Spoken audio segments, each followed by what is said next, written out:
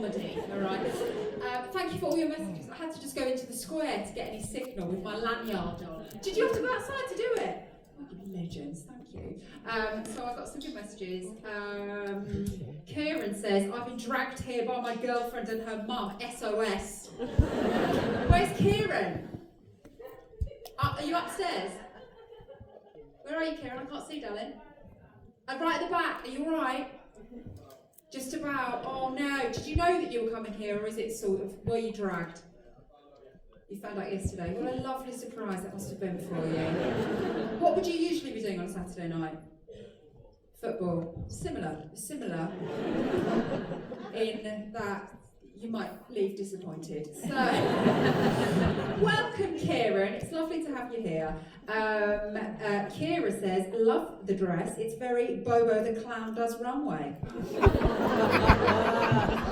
So, Kira. Ellie, I'm here with my husband. This is from, I don't know who this is from, but this is from a nice lady. And she says, I'm continuing my husband with his feminist education, which is so far including Sarah Pascoe, Catherine Ryan, and me tonight. Oh, okay, well, I'm looking forward to what I have to teach him. Me too. Who was that from? What's the husband's name?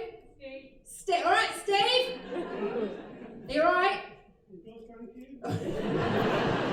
Good, thank you. My wife's looking at me very threateningly.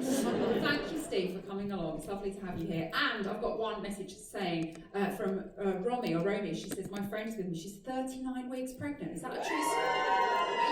Are you up in the middle? Oh my God. What, that's... Are you up? I can't see him. Up high. Oh, don't make them pregnant on the walk up the stairs. Are you really 39 weeks pregnant? Fucking 96 percentile. Christ alive. Is this your first? Second. Oh, okay. Well, it'll be easier on the way out. Oh, sister, good luck. Good luck. And, you know, speaking now as a mother of multiple children, you've got so much joy ahead of you.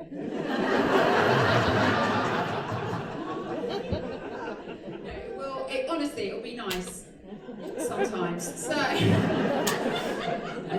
you for all your messages. Thank you very much. So, what I want to talk to you about tonight is, right, so this is my first tour since I've done for about 5 years, right?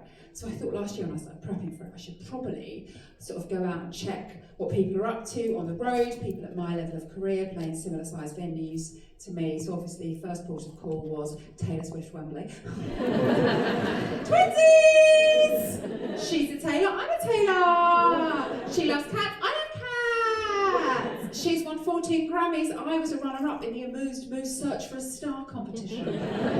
I lost to a man who made his belly button talk. True story.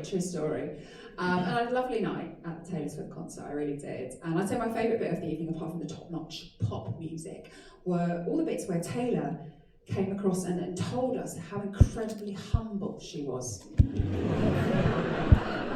There's a lot of those moments. Honestly, you've never known such a modest billionaire. You really haven't. She'll be on stage and she'll be like, wow, the sight of 92,000 of you here tonight at Wembley just makes me feel so emotional. And then she would cry, and then the crowd would cheer, then she'd cry more, and the crowd would crescendo, and then we'd all buy more t-shirts!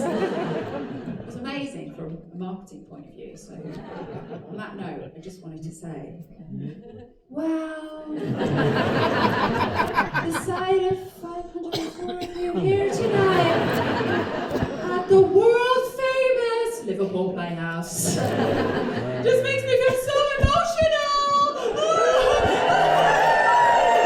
Thank you. Please buy my mouse mats. No, I did have a great night at Taylor, right? Something happened during that evening that hasn't happened for a while, right? I felt this feeling come over me and I realised that I, Ellie Taylor, was having fun. Me having fun, a busy working mother in her late 30s. Really late 30s, I'm 41. I was having fun, what a dirty little bitch. Because I don't have fun anymore. Like, I used to have fun. Used to have fun in my 20s, but we can all have fun in our 20s, guys. When gravity is merely a theory. When our hopes are as high as our titties. And unfortunately, both my hopes and my kisses have plummeted, largely due to the fact that I've had way too many children. I've got 2 now, I should have stopped at none. And they have sapped my brain. They have made my chat shit. You ever find yourself saying a sentence that is so boring? You are like the conversational equivalent of an episode of Country File. No, I came out with the other day, well, unless your air fryer's got 2 drawers, what's the point? Oh my God, I'm so boring! And even when I get the chance to have fun, I don't seem to be able to take. I had a rare day off a few weeks ago, right? So what did I do with it? Did I go for a boozy lunch with friends? Did I go on a shopping spree? I took myself for a cheeky mammogram. Nothing says girl about town like a Nork X-ray, does it? It was my first experience of a mammogram. So just to sort of fill you in if you're not familiar with what happens at Steve. So what happens is, first of all, you take your top off in a room that appears to have the aircon set to Arctic. Then a radiographer comes in who appears to have calippos for fingers.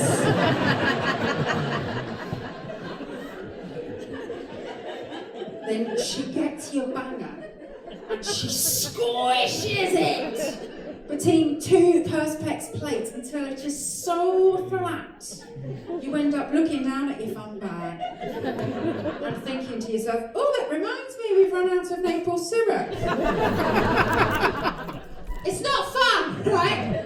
It's not fun, but you've got to take care of your health. Obviously, being a woman in her late 30s, you do. You've also got to take care of your skin. I get a lot of questions about my skincare regime. I think it's very interesting. We only use the word regime for moisturisers or dictators. My friend Laura was telling me about her regime the other day, the skin one. And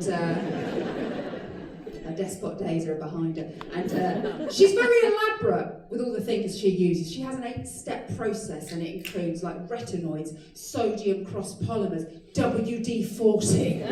The whole lot is going on there. And she asked me about mine. I felt really embarrassed. I'm very simple, really. I just do a little bit of sort of Vaseline and then a shitload of Botox. So, thank you. So I am very brave admitting that, I am. Where is my pride of Britain? Quite right. No, I think it's very important actually for women who are on the telly to be honest about any little treatments that they've had done, which is why I'm very, very happy to share with you in the room tonight live that I do have Botox. If you film this and put this online, Steve, I will fuck you up! I do like Botox. Anyone else get Botox? Raise your eyebrows. Anyone? Cool, so, yeah. I do like Botox. If you're not au fait with the actual process, what happens is you get a little bit of botulinum toxin injected into your muscles. It creates muscular paralysis, meaning you physically cannot move your face, making you look like you've never laughed in your life. Because what is more beautiful in our society than a woman who's never known joy?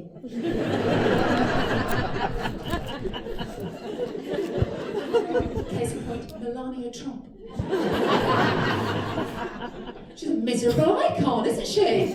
Like if Eeyore had access to a glam squad. I love getting Botox. So my lady, if you need a recommender, she's very good. So she's called Gabriella.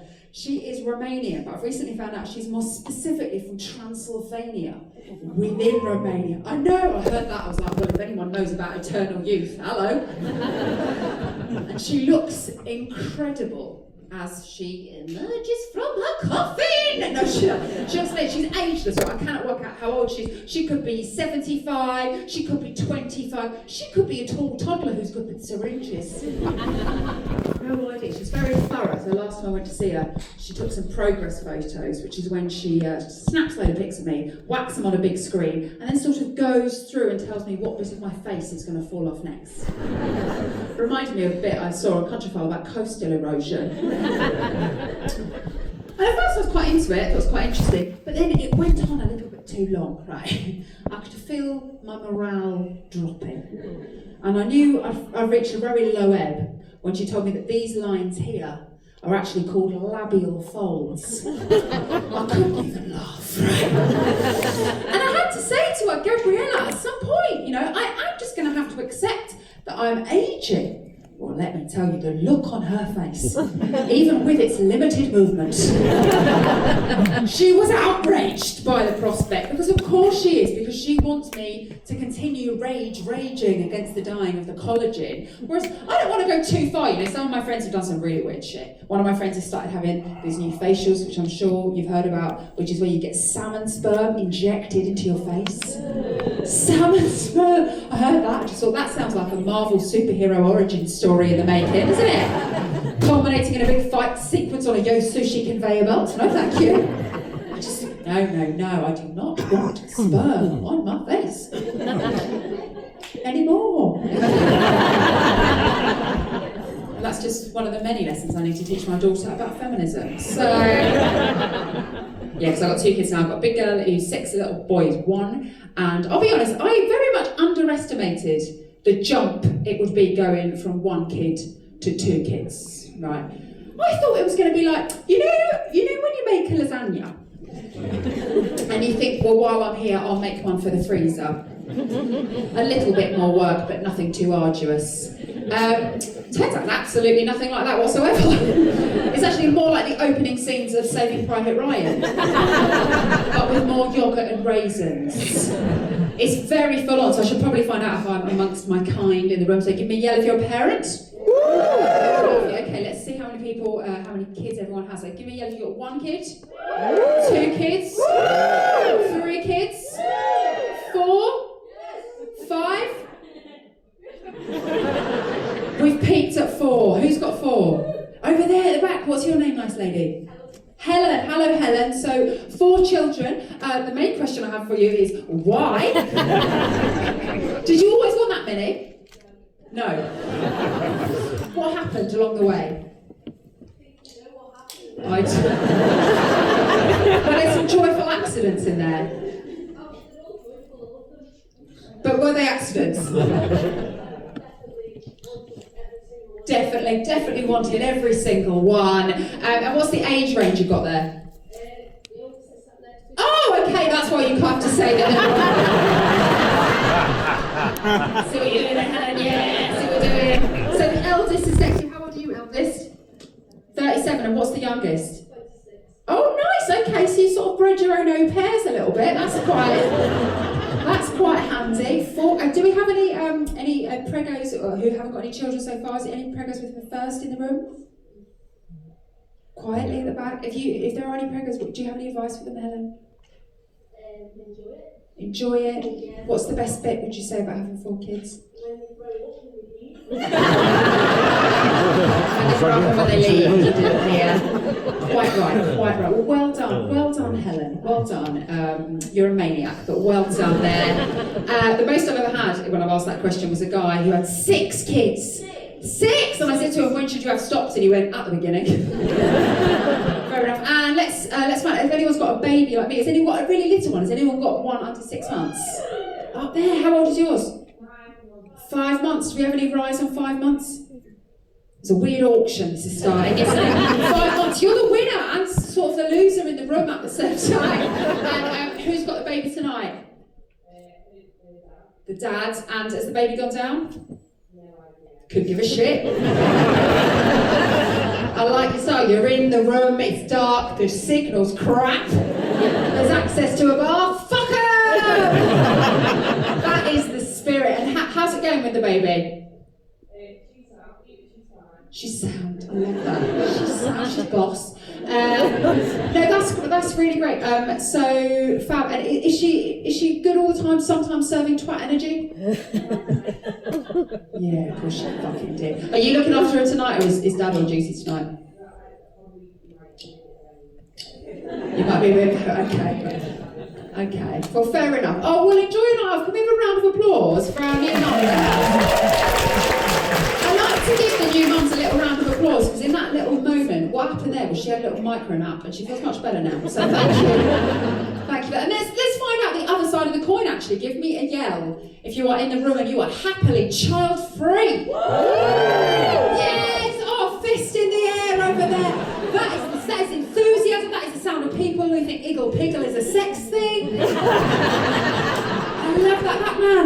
minute, what's your name, sir? John, I love that. And you're just delighted with your decision in life. I love it. Too fucking right, yeah, fair enough. John, I want you to talk dirty to me now, John. So, John, I want you to tell me, like, tomorrow, like Sunday, for instance, John, on a Sunday, John, what time are you getting out of bed? 2:30 in the afternoon. I'm torn, right? Because part of me is like, what's your fucking problem, John? 8:30 when you could lay in bed forever. But also, for me, that would be such a lie-in, I can't even explain. I've been up for 3 hours and been to floor playgrounds by 8:30. John, 8:30, okay, lovely. And when you get up, I imagine John, what the first thing he does, he has a little stretch. Can you imagine having time for a stretch? And then he probably goes to the toilet and no one even follows him. And then I'm imagining he makes like a piping hot cup of coffee and then he puts it right on the edge. Some very pointy furniture. Just for a laugh, he opens up some bottles of bleach, leaves them. And for his final act of defiance, gets a handful of grapes, lobs them in the air. Are they cut into quarters? Are they fuck? Yes, John! I love that! Oh my gosh, those were my bloody days. Now I've got 2 kids. Yeah, I've got 2, and the interesting thing about my little boy, right, is that he is a little boy. Because I don't know anything about boys. Don't really know anything about blokes, if I'm honest. I can name on one hand the amount of men in my life who I like. Dad, husband, Ben Shepherd seems like a nice fellow. So when I was pregnant with a boy, all my friends who got sons tried to warn me about it. They were like, oh, Ellie, watch out, the boy babies can be a little bit crazy, boy babies can be a little bit wild. And I was like, don't be so stereotypical. How ridiculous boy babies be crazy. And then I met my boy baby. And oh my God, he's like a miniature one-man stag do. I've started to doubt whether he did arrive on this earth via my womb. I think he actually arrived on an EasyJet flight from Benidorm. It's just the stuff he makes me say. I was in the street with him the other day, I found myself yelling, no darling, we don't lick buses! And I take my responsibility of raising a boy very seriously, because I actually think these days it's sort of easier raising girls, do you know what I mean? Like, we know what the rules are there, it's on all the t-shirts, isn't it? Strong Girls Club, shatter the glass ceiling, if you see a man, kick him in the willy, let's steal his job. That was on Woman's Hour, you know? So I know the lessons I teach my kids will have to be different, even things you wouldn't necessarily think about, like road safety.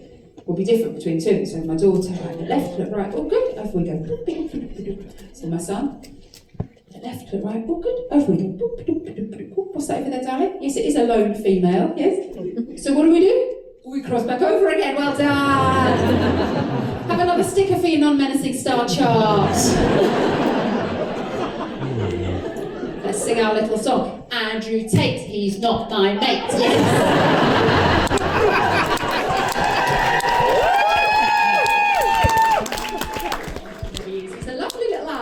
My boy, he is.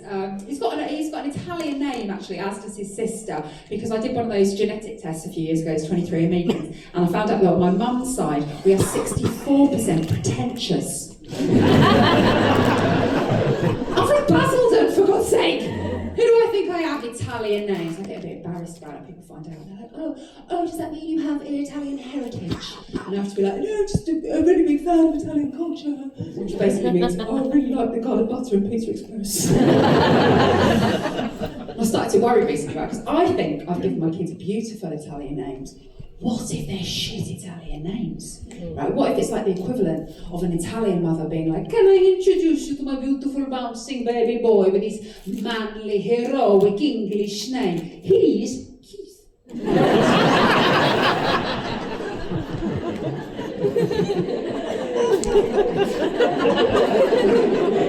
Oh dear, I don't know.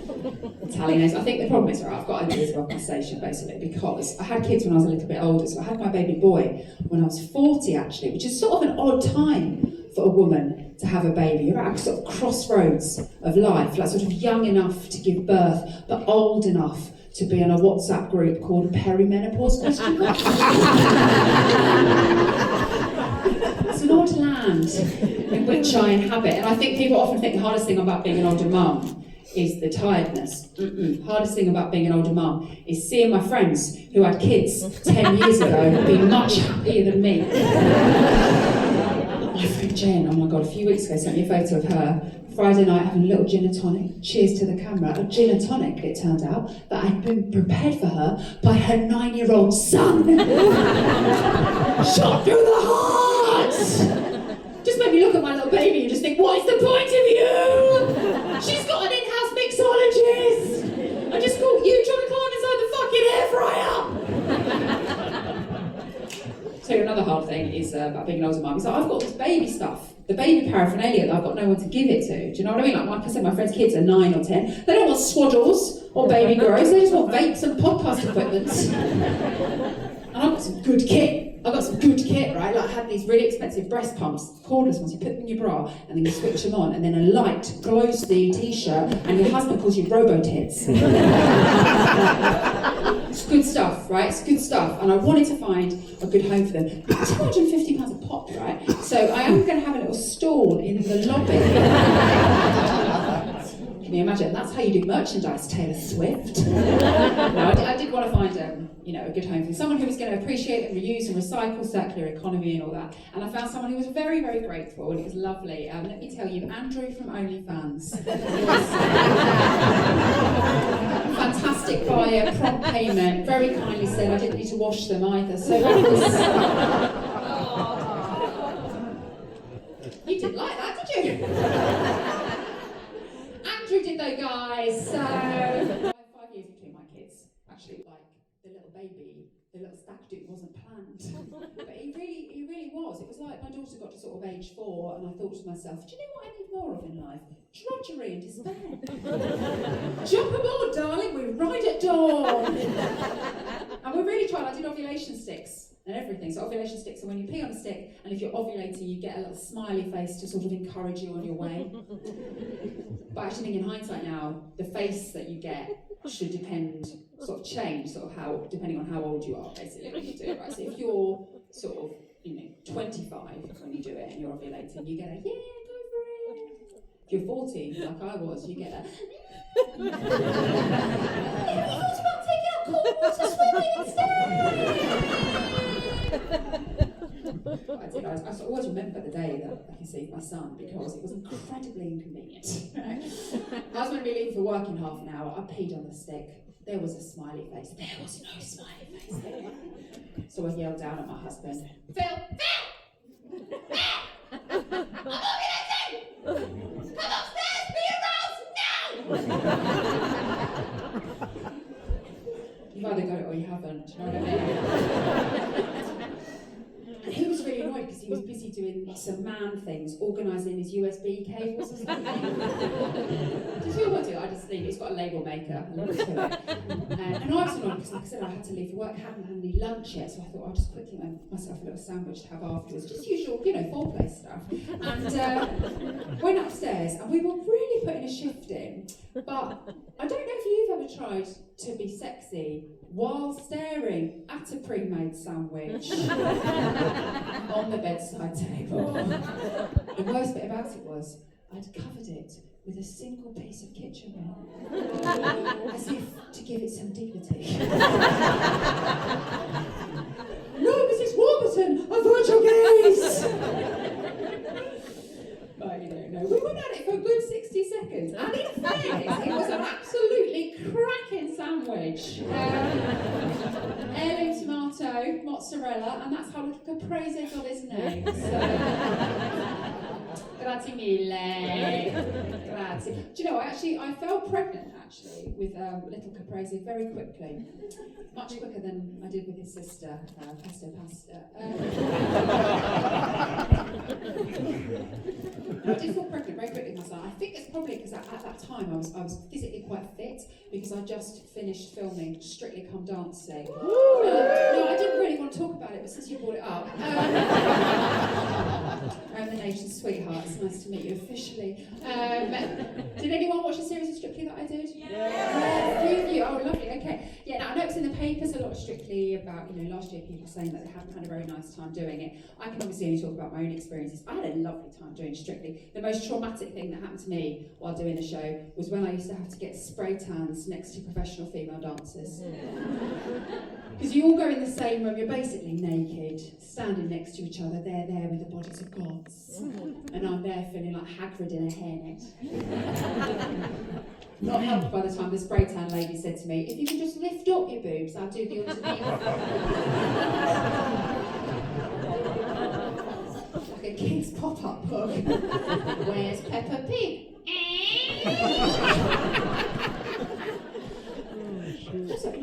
Why was that lady being so thorough? How bad did she think my Paso Doble was going to go that the entire nation was going to see my Peppa Pigs? Ridiculous. But I love doing Strictly, right? Because I love telly and I love learning all the secrets, the backstage goss. So I'll share with you some of my favourite findings. So, coming in at number 3, the dancers either smell really, really good or really, really bad. Straight in at number 2, I'm now so traumatised by the Strictly music, whenever I hear it, I shit little glitter balls. Coming in straight at number 1, Craig Revel Horwood is actually completely CGI. I love learning all about it, and it's so top secret. Like, so as soon as you get part in the show, you immediately get given a code name, right, to keep it all under wraps. And the code names each year are sort of themed in different ways. So one year they were superheroes, another year they were fashion houses. The year I did it, breeds of dog. Whippet, if you're wondering. Lanky, nervous, always following around a man in a flat cap. It's me! So you get your look code, and then a few things happen in order. So firstly, you're told not to tell anyone. Secondly, you tell everybody. Thirdly, you if you're gonna have it. Everyone is obsessed with it. The Strictly curse, it's called, isn't it? Everyone wants to know. So as soon as I found out I got in the show, I texted a select group of my nearest and dearest. The first reply I got back said, well, your marriage has been nice while it lasted. And that was from my husband. Before you do the show, you do loads of interviews about it, and you'll sort of advise, if the Strictly curse comes up, just swerve it. So what you're meant to say is, Strictly curse? No, I'm just focused on the dancing. But what I really wanted to say, if I was honest, was, Strictly curse? Well, I guess it depends who I get paired with. I can't completely rule out voting Spaniards. Or Claudia, I'm open-minded. If you watch the series that I did, you'll know that I was paired up with a gorgeous man called Johannes, tall, dark, handsome from South Africa, but crucially, gayer than springtime! So I did not get to have an affair, and that is a cross I will bear for the rest of my life. Also the reason I no longer pay my licence fee. I've got to take a stand, guys, somewhere. Didn't get to have an affair, but I see why it happened, right? Because you get so close to your partner. So I remember the first time Johannes and I went into ball on hold. His precise words to me were, if you can't feel the ding-a-ling, you're not doing it right. Words for us all to live by.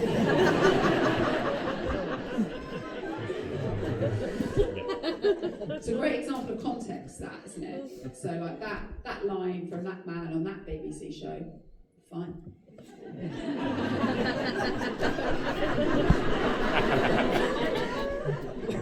That line on a different BBC show from Greg Wallace, not fine. But it's funny, so even though I was paired up with a gay guy, it still sort of felt like we shared romantic moments, and I have these sort of beautiful memories that I genuinely really cherish in my heart, really special times. And I remember one time, for instance, we just finished doing this gorgeous rehearsal for an American Smooth Viennese waltz. I still don't know what that means. And we were, I was in a beautiful dress, he was in top and tails, and we were in the Blackpool Tower ballroom. And honestly, strictly, it's the only time in my life I've ever been pleased to be sent to Blackpool. And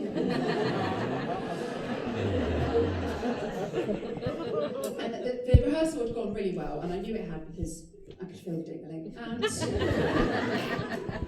And at the end of it, Johannes looked down at me and he said, "Darling, thank you for that wonderful dance. Oh, you smell beautiful today." And I looked up at him and I said, "Thank you. I've just had a sausage roll." And every time I walk past the Greggs, I get a little bit emotional. But I know what you're thinking. Then again, Ellie, are you still in touch with Johannes? Yes! Ellie, do you still get jealous when he gets a new partner? Yes! Ellie, do you still think about his ding-a-ling? Yes! But in a respectful way, guys, okay? It's a big time commitment doing Strictly, so when I got it, my husband decided to take a career break to look after our daughter. We only had her at the time, and it worked out so well for our family, he never went back. He's still at home now! And he was a journalist before, he was an international correspondent, so he's gone from like the front line of Ukraine to the front line of soft play. And I think largely he's sort of happy with the decision that he made, although sometimes, I come home and he's had the kids all day, and I say to him, "Are you all right?" And he's like, "Yeah, fine." But his eyes are really saying, "Send me back to Basra."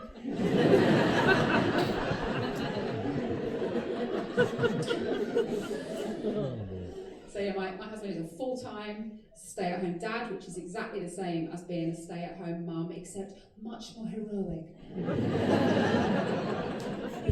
No, it is. I've seen the difference in the reaction that he gets, right? You're a stay-at-home mum, you tell people, no one gives a shit. My husband told someone recently he's a stay-at-home dad, and they asked him if he was writing a book. A book about his brave life choice. A book presumably entitled "Man Looks After Own Fucking Children."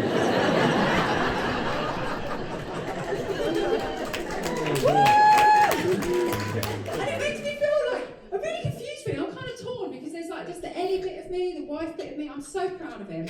He's an amazing man and he works so hard to sort of make our family